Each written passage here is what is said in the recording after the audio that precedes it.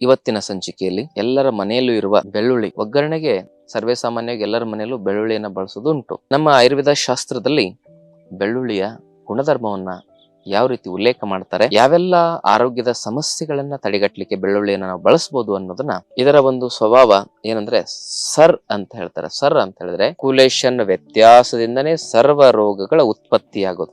ಯಾರಿಗೆ ಬೊಜ್ಜು, ಕೊಲೆಸ್ಟ್ರಾಲು, ಬೊಜ್ಜು ಕರಗಿಸಬೇಕು, ತೂಕ ಕಡಿಮೆ ಮಾಡಬೇಕು ಅಂತಕ್ಕಂಥವ್ರು, ಈ ವೈಟಲ್ ಆರ್ಗನ್ಸ್ಗಳು ಯಾವಾಗ ತೊಂದರೆಗೊಳಗಾಗ್ತವೆ, ಮನುಷ್ಯ ಬೇಗ ಸಾವನ್ನಪ್ತಾನೆ. ಬೆಳ್ಳುಳ್ಳಿಯನ್ನ ಕೆಲವು ಜನ ಸೇವನೆ ಮಾಡಬಾರ್ದು ಅಂತ ಹೇಳ್ತಾರೆ. ಇದನ್ನ ಯಾಕೆ ಸೇವನೆ ಮಾಡಬಾರ್ದು ಅಂತ ಹೇಳ್ತಾರೆ ಅಂದ್ರೆ, ಓಂ ಶ್ರೀ ಗುರು ಬಸವಲಿಂಗಾಯ ನಮಃ, ಓಂ ನಮಃ ಶಿವಾಯ. ಸರ್ವರಿಗೂ ಭಕ್ತಿಯ ಶರಣಾರ್ಥಿಗಳು. ನಾನು ನಿಮ್ಮ ಯೋಗ ಗುರು ವೈದ್ಯ ಶ್ರೀ ಚನ್ನಬಸವಣ್ಣ, ಶ್ರೀಗಂಗಾ ಯೋಗ ನಿಸರ್ಗ ಚಿಕಿತ್ಸಾ ಹಾಗೂ ಆಯುರ್ವೇದ ಸಂಶೋಧನಾ ಕೇಂದ್ರ, ಆರೋಗ್ಯ ಮಹಾಮನೆ, ಬೆಂಗಳೂರು, ಹುಬ್ಬಳ್ಳಿ, ಧಾರವಾಡ ಹತ್ತಿರ, ಮೊರಕಟ್ಟಿ. ತಮ್ಮೆಲ್ಲರಿಗೂ ನಮ್ಮ ಯೂಟ್ಯೂಬ್ ಚಾನಲ್ಗೆ ಭಕ್ತಿಯ ಸ್ವಾಗತ. ಇವತ್ತಿನ ಸಂಚಿಕೆಯಲ್ಲಿ ನಮ್ಮ ಎಲ್ಲರ ಮನೆಯಲ್ಲೂ ಇರುವ ಬೆಳ್ಳುಳ್ಳಿ, ಇದು ಆರೋಗ್ಯದ ಸಂಜೀವಿನಿ ಅಂತ ಹೇಳ್ಬೋದು. ಕೆಲವೊಂದಿಷ್ಟು ಪದಾರ್ಥಗಳಿದಾವೆ, ಅವುಗಳನ್ನ ನಾವು ಪ್ರತಿನಿತ್ಯ ಬಳಸ್ತಾ ಇರ್ತೇವೆ. ಒಗ್ಗರಣೆಗೆ ಸರ್ವೇ ಸಾಮಾನ್ಯವಾಗಿ ಎಲ್ಲರ ಮನೆಯಲ್ಲೂ ಬೆಳ್ಳುಳ್ಳಿಯನ್ನು ಬಳಸೋದು ಉಂಟು. ಹಿಂದಿನ ದಿನಮಾನಗಳಲ್ಲಿ, ನನ್ನ ಸಣ್ಣ ವಯಸ್ಸಿನಲ್ಲಿ ನಮ್ಮ ಉತ್ತರ ಕರ್ನಾಟಕದ ಭಾಗದಲ್ಲಿ ಈ ಹುಳುಪಲ್ಯ ಅನ್ನ ಅಂತ ಮಾಡೋರು. ಹುಳಿ ಪಲ್ಯ ಅದರದ ಹೆಸರು, ಅದನ್ನ ಹುಳುಪಲ್ಯ ಅಂತ ಆಡು ಭಾಷೆಯಲ್ಲಿ. ಅದಕ್ಕೆ ಬೆಳ್ಳುಳ್ಳಿ ಜಜ್ಜಿ ಹಾಕಿ ಮಾಡೋರು. ಸೊಪ್ಪಿನ ಪಲ್ಯಕ್ಕೆಲ್ಲ ಬೆಳ್ಳುಳ್ಳಿ ಜಜ್ಜಿ ಹಾಕಿ ಮಾಡೋರು. ತರಕಾರಿ ಪಲ್ಯಕ್ಕೆ ಅದರ ಕಂಪು ಎಷ್ಟು ಚೆನ್ನಾಗಿರ್ತಿತ್ತು ಅಂತ ಹೇಳಿದ್ರೆ ಬಹಳ ಅದ್ಭುತ. ಅದಕ್ಕೆ ಆಯುರ್ವೇದ ಶಾಸ್ತ್ರದಲ್ಲಿ ಇದನ್ನ ರೋಚನ ಅಂತ ಹೇಳ್ತಾರೆ. ಅಂದ್ರೆ ರುಚಿಗೆ ಅದ್ಭುತವಾದ ಒಂದು ಏನಂತ ಹೇಳಿದ್ರೆ ಅದ್ಭುತವಾದ ಒಂದು ರುಚಿ ಬೆಳ್ಳುಳ್ಳಿದು ಅಂತ ಹೇಳ್ಬೋದು. ಹಾಗೆ ಬೆಳ್ಳುಳ್ಳಿ ರುಚಿಸಲಿಕ್ಕೂ ಕೂಡ ಒಳ್ಳೆಯದು, ಆರೋಗ್ಯಕ್ಕೂ ಕೂಡ ಬಹಳ ಒಳ್ಳೆಯದು. ಹಾಗಿದ್ರೆ ನಮ್ಮ ಆಯುರ್ವೇದ ಶಾಸ್ತ್ರದಲ್ಲಿ ಬೆಳ್ಳುಳ್ಳಿಯ ಗುಣಧರ್ಮವನ್ನ ಯಾವ ರೀತಿ ಉಲ್ಲೇಖ ಮಾಡ್ತಾರೆ, ಯಾವೆಲ್ಲ ಆರೋಗ್ಯದ ಸಮಸ್ಯೆಗಳನ್ನ ತಡೆಗಟ್ಟಲಿಕ್ಕೆ ಬೆಳ್ಳುಳ್ಳಿಯನ್ನು ನಾವು ಬಳಸಬಹುದು ಅನ್ನೋದನ್ನ ತಿಳ್ಕೊಳ್ಳೋಣ. ನಮ್ಮ ಆಯುರ್ವೇದ ಶಾಸ್ತ್ರದಲ್ಲಿ ಬೆಳ್ಳುಳ್ಳಿಯನ್ನ ಉಷ್ಣವೀರ್ಯ ದ್ರವ್ಯ ಅಂತ ಇದನ್ನ ಉಲ್ಲೇಖ ಮಾಡ್ತಾರೆ. ಅಂದ್ರೆ ಇದರ ಸ್ವಭಾವ ಉಷ್ಣ, ಹೀಟ್. ಇದು ಸ್ನಿಗ್ಧ ಗುಣಧರ್ಮವನ್ನು ಹೊಂದಿದೆ, ಉಷ್ಣವೀರ್ಯ ಸ್ವಭಾವವನ್ನು ಹೊಂದಿದೆ. ಅದಕ್ಕೆ ಉಷ್ಣವೀರ್ಯ ಸ್ವಭಾವವನ್ನು ಹೊಂದಿರೋದ್ರಿಂದ ಇದು ಕಫ ರೋಗಗಳ ನಿವಾರಣೆ ಮಾಡಲಿಕ್ಕೆ ಅದ್ಭುತವಾದ ಶಕ್ತಿ ಕೆಲಸ ಮಾಡುತ್ತದೆ. ಮತ್ತು ಸ್ನಿಗ್ಧ ಅಂಶಗಳನ್ನ ಹೊಂದಿರೋದ್ರಿಂದ, ಉಷ್ಣವೀರ್ಯ ಸ್ವಭಾವವನ್ನು ಹೊಂದಿರೋದ್ರಿಂದ ವಾತ ರೋಗಗಳಿಗೆ ಇದು ದಿವ್ಯ ಔಷಧಿ ಅಂತ ಹೇಳ್ಬೋದು. ಯಾಕಂದ್ರೆ ವಾತ ರೋಗದಲ್ಲಿ ಶೀತ ಪ್ರಕೋಪ ಮತ್ತು ಅದರಲ್ಲಿ ವೃಕ್ಷದ ಪ್ರಕೋಪ ಜಾಸ್ತಿ ಇರ್ತದೆ. ವೃಕ್ಷ ಪ್ರಕೋಪಕ್ಕೆ ಇದು ಸ್ನಿಗ್ಧವಾಗಿ ಕೆಲಸ ಮಾಡಿ ಆ ವೃಕ್ಷತೆಯನ್ನ ಕಮ್ಮಿ ಮಾಡುತ್ತೆ. ಶೀತ ಪ್ರಕೋಪಕ್ಕೆ, ವಾತದ ಶೀತ ಪ್ರಕೋಪಕ್ಕೆ ಇದು ಉಷ್ಣ ಒಂದು ಸ್ವಭಾವದಿಂದ ಆ ಒಂದು ಪ್ರಕೋಪವನ್ನ ಸಮತೋಲನಗೊಳಿಸಿ ಸಂಪೂರ್ಣವಾಗಿ ವಾತಜ ವ್ಯಾಧಿಗಳ ನಿವಾರಣೆಗೆ ಬೆಳ್ಳುಳ್ಳಿ ಸಂಜೀವಿನಿ ಅಂತ ಹೇಳಿ ಆಯುರ್ವೇದ ಶಾಸ್ತ್ರದಲ್ಲಿ ಉಲ್ಲೇಖ ಮಾಡ್ತಾರೆ. ಹಾಗೇನೆ ಇದರ ಒಂದು ಸ್ವಭಾವ ಏನಂದ್ರೆ ಸರ್ ಅಂತ ಹೇಳ್ತಾರೆ. ಸರ್ ಅಂತ ಹೇಳಿದ್ರೆ ಸರಿಸುವುದು, ಸಾಗಿಸುವುದು, ಚಲಾವಣೆ ಮಾಡುವುದು, ಸರ್ಕ್ಯುಲೇಷನ್ ಅಂತ ನಾವು ಕರಿಬಹುದು ಇಂಗ್ಲಿಷ್ನಲ್ಲಿ. ಅಂದ್ರೆ ಎಲ್ಲೂ ಅಡೆತಡೆಗಳು ಇರದೇ ರೀತಿಯಲ್ಲಿ ನಮ್ಮ ಶರೀರದಲ್ಲಿ ಸರ್ಕ್ಯುಲೇಟರಿ ಸಿಸ್ಟಮ್ ಅನ್ನ ಕ್ರಿಯಾಶೀಲಗೊಳಿಸುವ ಶಕ್ತಿ ಇದಕ್ಕಿದೆ ಬೆಳ್ಳುಳ್ಳಿಗೆ. ಅದೇ ಸರ್ಕ್ಯುಲೇಷನ್ ವ್ಯತ್ಯಾಸದಿಂದ ಹಾರ್ಟ್ ಬ್ಲಾಕೇಜ್ ಆಗೋದು, ಅದೇ ಸರ್ಕ್ಯುಲೇಷನ್ ವ್ಯತ್ಯಾಸದಿಂದ ಬ್ರೈನ್ ಹೆಮರೇಜ್ ಆಗೋದು, ಸರ್ಕ್ಯುಲೇಷನ್ ವ್ಯತ್ಯಾಸದಿಂದನೇ ಕಿಡ್ನಿಯಲ್ಲಿ ಏನಾಗೋದು, ಸ್ಟೋನ್ ಆಗೋದು, ಸರ್ಕ್ಯುಲೇಷನ್ ವ್ಯತ್ಯಾಸದಿಂದನೇ ಗಾಲ್ ಬ್ಲಾಡರ್ ಸ್ಟೋನ್ ಆಗೋದು, ಸರ್ಕ್ಯುಲೇಷನ್ ವ್ಯತ್ಯಾಸದಿಂದನೇ ವೆರಿಕೋಸ್ ವೇನ್ ಆಗೋದು, ಸರ್ಕ್ಯುಲೇಷನ್ ವ್ಯತ್ಯಾಸದಿಂದನೇ ಟಾಕ್ಸಿಸಿಟಿಯಿಂದಾಗಿ ರಕ್ತ ಕೆಟ್ಟು ಚರ್ಮ ರೋಗಗಳು ಬರೋದು, ಸರ್ಕ್ಯುಲೇಷನ್ ವ್ಯತ್ಯಾಸದಿಂದನೇ ಸರ್ವ ರೋಗಗಳ ಉತ್ಪತ್ತಿಯಾಗೋದು. ಅದಕ್ಕೆ ಸರ್ಕ್ಯುಲೇಷನ್ ಚೆನ್ನಾಗಿ ಮಾಡಿ ಶರೀರದಲ್ಲಿರುವ ಸ್ರೋತಸ್ಸುಗಳ ಶುದ್ಧೀಕರಣ ಮಾಡುವ ಅದ್ಭುತವಾದ ಶಕ್ತಿ ಬೆಳ್ಳುಳ್ಳಿಯಲ್ಲಿ ನಾವು ಕಾಣಬಹುದು. ಹಾಗೇನೆ ಬೆಳ್ಳುಳ್ಳಿಯ ಸೇವನೆಯನ್ನ ನಾವು ಮಾಡೋದ್ರಿಂದ ನಮ್ಮಲ್ಲಿ ಈ ಧಾತುಗಳ ಪೋಷಣೆ ಆಗುತ್ತೆ.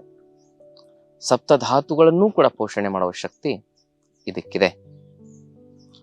ಹಾಗೂ ಇದರ ರಸ ಸ್ವಭಾವಗಳನ್ನ ನಾವು ನೋಡೋದಾದ್ರೆ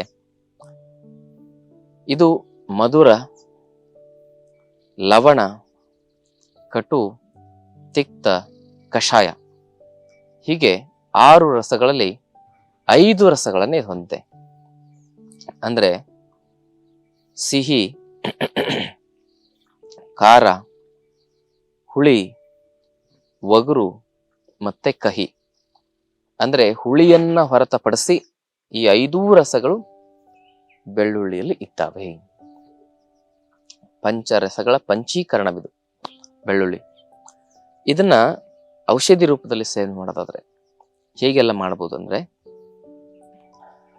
ಯಾರಿಗೆ ಬೊಜ್ಜು, ಕೊಲೆಸ್ಟ್ರಾಲು, ಟ್ರೈಗ್ಲಿಸರೈಡು, LDL ಇವೆಲ್ಲ ಜಾಸ್ತಿ ಆಗಿದ್ದಾವೆ ಅಂಥವ್ರು, ಬೊಜ್ಜು ಕರಗಿಸ್ಬೇಕು, ತೂಕ ಕಡಿಮೆ ಮಾಡಬೇಕು ಅಂತಕ್ಕಂಥವ್ರು, ಮತ್ತೆ ಯಾರಿಗೆ ಅಜೀರ್ಣದ ಮತ್ತು ಮಲಬದ್ಧತೆ ಸಮಸ್ಯೆ ಇದೆ ಅಂಥವ್ರು ಇದನ್ನ ಹೇಗೆಲ್ಲ ಸೇವನೆ ಮಾಡಬಹುದು ಅಂದ್ರೆ, ಈ 4 ಎಸಳು ಬೆಳ್ಳುಳ್ಳಿಯನ್ನ ಒಂದು ಅರ್ಧ ಚಮಚ ಜೇನಿನೊಂದಿಗೆ ಬೆರೆಸಿ ಬೆಳಗ್ಗೆ ಎದ್ದು ಚೆನ್ನಾಗಿ ಅಗದು ಸೇವನೆ ಮಾಡೋದ್ರಿಂದ ಇವೆಲ್ಲ ಆರೋಗ್ಯದ ಸಮಸ್ಯೆಗಳಿಂದ ನಾವು ಗುಣ ಆಗ್ಬೋದು. ಎದೆಯಲ್ಲಿ ಕಟ್ಟುವ ಕಫನು ಕೂಡ ಇದರಿಂದ ಬಹಳ ವೇಗದಲ್ಲಿ ಕಡಿಮೆ ಆಗುತ್ತೆ. ಒಂದು ವಿಳ್ಯದಲ್ಲೇ ಒಂದು 4 ಬೆಳ್ಳುಳ್ಳಿ ಎಸಳು, ಒಂದು ಅರ್ಧ ಚಮಚ ಜೇನನ್ನು ಹಾಕಿ ಸೇವನೆ ಮಾಡಿ ಎದೆಯಲ್ಲಿ ಕಟ್ಟಿರುವ ಕಫ ಬಹಳ ಬೇಗ ಕರಗುತ್ತೆ. ಉಸಿರು ತಗೊಳಕ್ಕಾಗಲ್ಲ ಕೆಲವು ಜನರಿಗೆ ಎದೆಯಲ್ಲಿ ಕಫ ಕಟ್ಟಿ. ಅಂತ ಸಂದರ್ಭದಲ್ಲಿ ಇದನ್ನು ಬಳಕೆ ಮಾಡೋದ್ರಿಂದ ಖಂಡಿತವಾಗಿಯೂ ಅವರಿಗೆ ಬಹಳ ಬೇಗ ಅದರಿಂದ ಪರಿಹಾರ ಒದಗಿ ಸಿಗ್ತದೆ. ಅದರ ಜೊತೆಗೆ ಮತ್ತೊಂದು ಇದನ್ನ ಹೇಗೆ ಪ್ರಯೋಗ ಮಾಡಬಹುದು ಅಂದ್ರೆ, ಕಫಜ ರೋಗಗಳಲ್ಲಿ ಮತ್ತು ಸಂಧಿವಾತ ಮತ್ತು ಆಮವಾತದಂತಕ್ಕಂಥ ಸಮಸ್ಯೆಗಳಲ್ಲಿ, ರೊಮಟೈಡ್ ಅರ್ಥರೈಟಿಸ್ ಮತ್ತು ಆಸ್ಟಿಯೋಆರ್ಥರೈಟಿಸ್ ನಲ್ಲಿ ಲಸುನ ಕ್ಷೀರ ಪಾಕವನ್ನು ಬಳಸಬಹುದು. ಹೇಗೆ ಅಂದ್ರೆ, ಬೆಳ್ಳುಳ್ಳಿಯನ್ನ ಜಜ್ಜಿ ಒಂದು 4-5 ಎಸಳು ಅದನ್ನ 1 ಗ್ಲಾಸ್ ಹಾಲಿಗೆ ಹಾಕಿ ಅದರಲ್ಲಿ ಒಂದು ಅರ್ಧ ಗ್ಲಾಸ್ ನೀರು ಹಾಕಿ ಕುದಿಸೋದು. ಅದು ಕುದ್ದು ನೀರಿನ ಅಂಶ ಹೋಗಿ 1 ಗ್ಲಾಸ್ ಉಳಿಬೇಕು.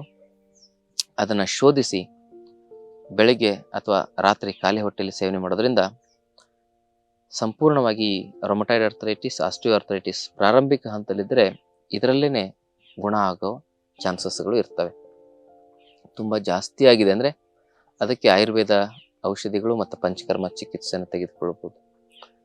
ಈ ಆಸ್ಟಿಯೋಆರ್ಥರೈಟಿಸ್, ರೊಮಟೈಡ್ ಅರ್ಥರೈಟಿಸ್ ಅನ್ನ ಗುಣ ಮಾಡುವ ಶಕ್ತಿ ಆಯುರ್ವೇದ ಮತ್ತು ಯೋಗಶಾಸ್ತ್ರದಲ್ಲಿ ಇದೆ.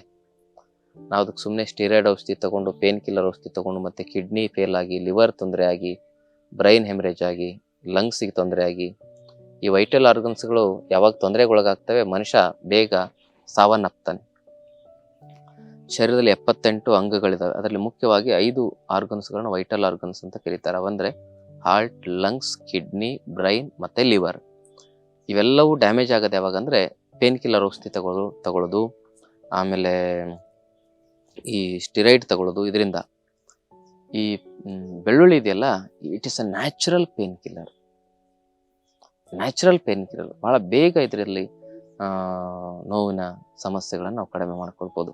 ಹೆಚ್ಚಾದ್ರೆ ಅದಕ್ಕೆ ಆಯುರ್ವೇದ ಚಿಕಿತ್ಸೆನ ತೆಗೆದುಕೊಳ್ಳೋದು ಬಹಳ ಮುಖ್ಯ.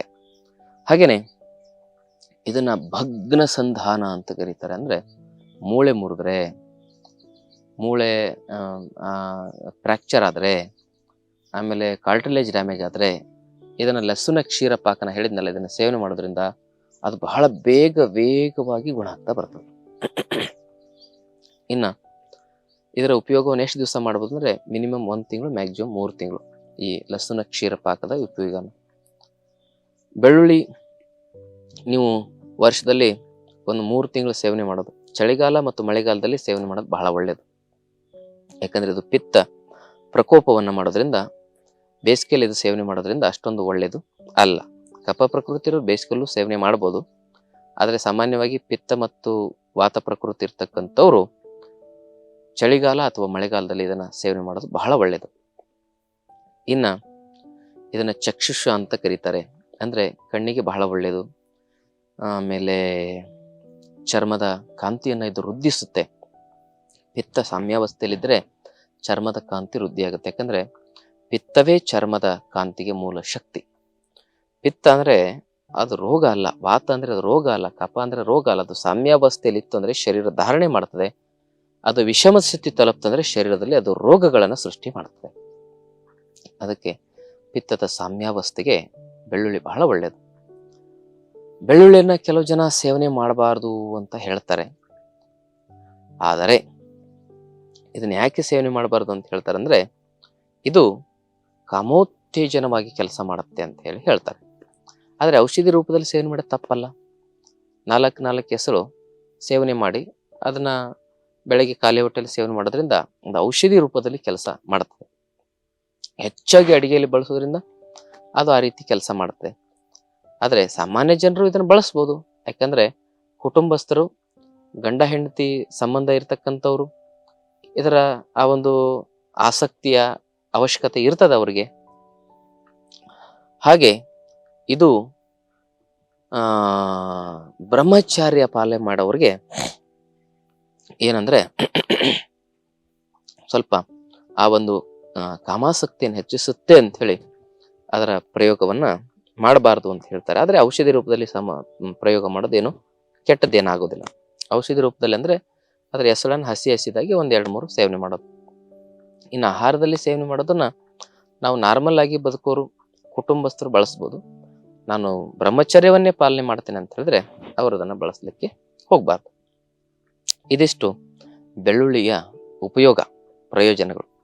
ಆದ್ಮೇಲೆ ಬೆಳ್ಳುಳ್ಳಿ ಮತ್ತು 4 ಬೆಳ್ಳುಳ್ಳಿ ಹೆಸಳು, 1 ವೀಳ್ಯದೆಲೆ, 1-2 ಕಾಳುಮೆಣಸು, ಸ್ವಲ್ಪ 1/2 ಚಮಚ ಹಸಿ ಅರಿಶಿಣದ ಒಂದು ಪೇಸ್ಟ್ ಅನ್ನು ಹಾಕಿ ಸೇವನೆ ಮಾಡೋದ್ರಿಂದ ಅಗದಗದು ಹಾರ್ಟ್ ಅಲ್ಲಿ ಬ್ಲಾಕೇಜ್ ಆಗಿರ್ತದಲ್ಲ, ಕಾರ್ನರಿ ಆರ್ಟರಿ ಬ್ಲಾಕೇಜಸ್ಗಳು, ಅದು ಬೇಗ ಕರಗುತ್ತೆ. ಅದು ಎಷ್ಟೋ ಜನರಿಗೆ ನಾವು ಇದನ್ನು ಪ್ರಯೋಗ ಮಾಡಿ ನೋಡಿದ್ದೇವೆ.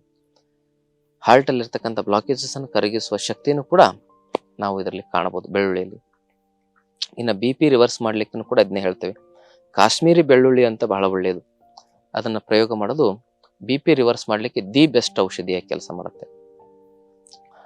ಆಮೇಲೆ ಹಲ್ಲು ನೋವಿರುತ್ತೆ ಕೆಲವು ಜನರಿಗೆ, ತುಂಬಾ ಹಲ್ಲು ನೋವಿರೋರು ಅದೇ ಕಾಶ್ಮೀರಿ ಬೆಳ್ಳುಳ್ಳಿ ಆಗಿರ್ಬೋದು ಅಥವಾ ನಾರ್ಮಲ್ ಬೆಳ್ಳುಳ್ಳಿ. ಕಾಶ್ಮೀರಿ ಬೆಳ್ಳುಳ್ಳಿ ಬಹಳ ಒಳ್ಳೆಯದು. ಅದು ಒಂದೇ ಹೆಸಳು ಇರ್ತದೆ. ಅದನ್ನ ಜಜ್ಜಿ ಪೇಸ್ಟ್ ಮಾಡಿ ಅದರಲ್ಲಿ ಸ್ವಲ್ಪ 1 ಚಿಟಿಕೆ 2 ಚಿಟಿಕೆ ಪಟ್ಕದ ಪೌಡರ್ನ ಹಾಕಿ ಅದನ್ನ ಹಲ್ಲಿಗೆ ಎಲ್ಲಿ ನೋವಿದೆ ಅಲ್ಲಿ ಇಟ್ಕೊಂಡ್ರೆ ಕಂಪ್ಲೀಟ್ ಆಗಿ ಒಂದು 15-20 ನಿಮಿಷದ ಒಳಗಡೆ ನೋವು ಕಮ್ಮಿ ಆಗುತ್ತೆ. ಅದು ಋಣ ನಿವಾರಕ. ಅಂದ್ರೆ ಕ್ರಿಮಿಗ್ನ, ನಮ್ಮ ಶರೀರದಲ್ಲಿ ಈ ಕ್ರಿಮಿ ರೋಗಗಳಂತ ಏನ್ ಬರ್ತಾವಲ್ಲ, ತಲೆ ಕೂದಲಿರ್ಲಿಕ್ಕೂ ಅದೇ ಕಾರಣ ಅಲ್ವಾ, ಹಲವಾರು ಆರೋಗ್ಯದ ಸಮಸ್ಯೆಗಳು ಬರ್ಲಿಕ್ಕೆ ಈ ಕ್ರಿಮಿ ರೋಗಗಳೇ ಕಾರಣ. ಇದು ವರ್ಮ್ಸ್ ಅನ್ನ ನಾಶ ಮಾಡುತ್ತೆ. ಯಾರಿಗೆ ಮಕ್ಕಳಿಗೆ ಜಂತುಹುಳ ಆಗಿರ್ತದೆ ಅಂಥವ್ರು ಮಕ್ಕಳಿಗೆ ಏನ್ ಮಾಡ್ಬೇಕಂದ್ರೆ 1-4-5 ಬೆಳ್ಳುಳ್ಳಿ ಹೆಸಳನ್ನು ಜಜ್ಜಿ ಅದರಲ್ಲಿ ಒಂದು ಸ್ವಲ್ಪ ಬೆಲ್ಲ ಹಾಕಿ, ಬೆಲ್ಲ ಮತ್ತು ಬೆಳ್ಳುಳ್ಳಿನ ಜಜ್ಜಿ ಅದನ್ನ ಉಂಡೆ ಮಾಡಿ ಮಕ್ಕಳಿಗೆ ತಿನ್ನಿಸಿದ್ರೆ ಜಂತುಹುಳುಗಳು ರಾತ್ರಿ ತಿನ್ನಿಸಿದ್ರೆ ಬೆಳಗ್ಗೆ ಅನ್ನಷ್ಟಲ್ಲಿ ದಬ ದಬ ಬಿದ್ದು ಬಿಡ್ತವೆ. ಅಷ್ಟು ಅದ್ಭುತವಾದ ಋಣ ನಿವಾರಕ ಇದು. ಅದಕ್ಕೆ ಇದನ್ನ anti bacterial, aunty fungal, aunty inflammatory ಅಂತ ಹೇಳಿ ನಾವು ಕರಿತೇವೆ. ಅಷ್ಟು ಒಂದು ಒಳ್ಳೆಯ ಶಕ್ತಿಯನ್ನ ನಾವು ಈ ಬೆಳ್ಳುಳ್ಳಿಯಲ್ಲಿ ಕಾಣಬಹುದು. ಇದರ ಪ್ರಯೋಗ ಮಾಡಬಹುದು. ಹಾಗೂ ಎಲ್ಲಿ ನೋವು ಇರ್ತದೆ, ಎಲ್ಲಿ ಒಂದು ಇನ್ಫ್ಲಮೇಷನ್ ಇರ್ತವೆ, ಅಲ್ಲೂ ಕೂಡ ಬೆಳ್ಳುಳ್ಳಿಯನ್ನ ಜಜ್ಜಿ ಅದರ ಪೇಸ್ಟ್ ಅನ್ನ ಕೊಬ್ಬರಿ ಎಣ್ಣೆಯಲ್ಲಿ ಕುದಿಸಿ, 100 ಗ್ರಾಂ ಬೆಳ್ಳುಳ್ಳಿ ಪೇಸ್ಟ್ ಅನ್ನ 1/4 kg ಕೊಬ್ಬರಿ ಎಣ್ಣೆಯಲ್ಲಿ ಕುದಿಸಿ ಇಟ್ಕೊಂಡು ಆ ಎಣ್ಣೆಯನ್ನು ಹಚ್ತಾ ಬನ್ನಿ. ಜಾಯಿಂಟ್ ಪೇನು, ಆಮೇಲೆ ಅಲ್ಲಿರ್ತಕ್ಕಂಥ ಉರಿ ಊತದ ಸಮಸ್ಯೆ ಅದರಿಂದ ಕಮ್ಮಿ ಆಗ್ತದೆ. ಅದೇ ಎಣ್ಣೆನ ತಲೆಗೆ ಹಚ್ಚಿದ್ರೆ ತಲೆ ಹೊಟ್ಟು, ತಲೆ ಕೂದಲುವ ಸಮಸ್ಯೆ ಅದು ಕೂಡ ಕಡಿಮೆ ಆಗ್ತದೆ. ಇದಿಷ್ಟೆಲ್ಲ ಇದರ ಪ್ರಯೋಜನ. ಈ ಮಾಹಿತಿಯನ್ನ ಎಲ್ಲರಿಗೂ ಶೇರ್ ಮಾಡಿ ಅಂತಕ್ಕಂಥ ಒಂದು ವಿನಂತಿಯನ್ನು ಮಾಡ್ಕೊಳ್ತಾ, ತಾವಿನ್ನೂ ಚಾನಲ್ ಸಬ್ಸ್ಕ್ರೈಬ್ ಮಾಡ್ಕೊಂಡಿಲ್ಲ ಅಂದ್ರೆ ದಯವಿಟ್ಟು ಸಬ್ಸ್ಕ್ರೈಬ್ ಮಾಡ್ಕೊಳ್ಳಿ. ನಾವು ಒಳ್ಳೆಯ ವಿಚಾರಗಳಂತ ಹೇಳ್ಕೊಳ್ಳೋದು ಎಷ್ಟು ಮುಖ್ಯನೋ ಬೇರೆಯವ್ರಿಗೂ ಕೂಡ ಅದನ್ನ ಹರಡೋದು ಅಷ್ಟೇ ನಮ್ಮ ಜವಾಬ್ದಾರಿ.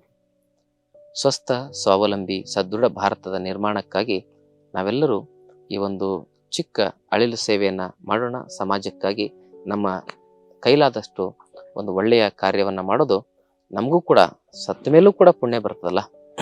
ಅದಕ್ಕಾಗಿ ಪುಣ್ಯವಂತರಾಗಿ ಬದುಕೋಣ, ಪುಣ್ಯವಂತರಾಗಿ ನಮ್ಮ ಜೀವನದಲ್ಲಿ ಸತ್ತ ಮೇಲೂ ಕೂಡ ನಮ್ಮನ್ನು 4 ಜನ ಬದುಕುವ ಹಾಗೆ ಆ ಒಂದು ಜೀವನವನ್ನು ಸಾಗಿಸೋಣ ಅಂತಕ್ಕಂಥ ಮಾತನ್ನು ಹೇಳ್ತಾ, ಆತ್ಮೀಯರೇ, ನಮ್ಮ ಆಶ್ರಮದಲ್ಲಿ ಇಂತಹ ಒಂದು ನೀತಿ ನಿಯಮಗಳನ್ನ ತಿಳಿಸುವ, ಜೀವನ ಮೌಲ್ಯವನ್ನು ತಿಳಿಸುವ ಶಿಬಿರವನ್ನ ನಾವು ಏರ್ಪಡಿಸ್ತಾ ಇರ್ತೇವೆ ಪ್ರತಿ ತಿಂಗಳು. ಸಹಜ ಜೀವನ ಯೋಗ ಶಿಬಿರ ಅಂದ್ರೆ ಆಸ್ಪತ್ರೆಗಳ ಸವಾಸ ಇಲ್ಲದೆ, ಔಷಧಿಗಳ ಸವಾಸ ಇಲ್ಲದೆ 100 ವರ್ಷ ಆರೋಗ್ಯವಾಗಿ ಬದುಕುವ ಕಲೆಯನ್ನ, ಸೂತ್ರಗಳನ್ನ ಅಲ್ಲಿ ತಿಳಿಸ್ಕೊಡ್ತೇವೆ. ಯೋಗ, ಧ್ಯಾನ ಅವೆಲ್ಲವನ್ನು ಪ್ರಾಯೋಗಿಕವಾಗಿ ನಾವು ತಮಗೆ ಅಭ್ಯಾಸ ಮಾಡಿಸ್ತೇವೆ. ನಾವೇ ಸ್ವತಃ 5 ದಿವಸ ಆ ಶಿಬಿರದಲ್ಲಿ ಭಾಗವಹಿಸ್ತೇವೆ. ಆಸಕ್ತಿ ಇದ್ರೆ ತಾವು ಕೂಡ ಭಾಗವಹಿಸಬಹುದು. ತಮ್ಮೆಲ್ಲರಿಗೂ ಭಕ್ತಿಯ ಶರಣಾರ್ಥಿ.